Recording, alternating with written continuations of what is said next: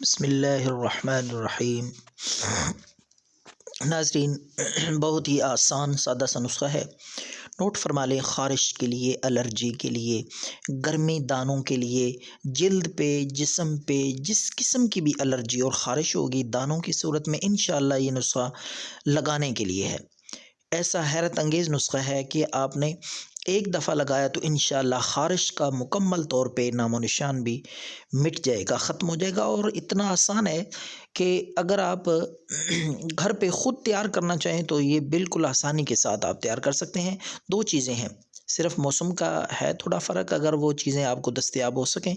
कद्दू, एक कद्दू आपने ले लेना है छोटे साइज़ का बिल्कुल, उसके टुकड़े बना लें, काट के टुकड़े बना लें। और 1 अदद खीरा ले लेना है आपने, वो खीरा भी आप काट के काशी बना के उसके टुकड़े बना लें।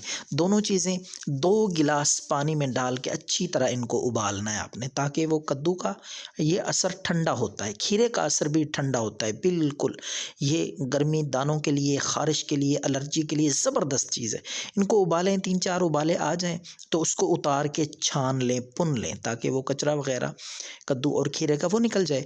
तो जब पानी ठंडा हो जाए, जब पानी अच्छी तरह ठंडा हो जाए, उसमें आपने 1 चम्मच सरसों का तेल मिक्स कर लेना है अच्छी तरह। तेल मिक्स करके जहाँ भी ख़ारिश है, सर में, बदन पे, जिस्म पे, तो ये पानी आप वहाँ-वहाँ लगाएँ। इंशाअल्लाह अल्लाह के फ़ज़ल से ख़ारिश मुकम्मल तौर पे ठीक हो जाएगी। उसके बाद नहा लें सुबह उठ के, इंशाअल्लाह ख़ारिश नहीं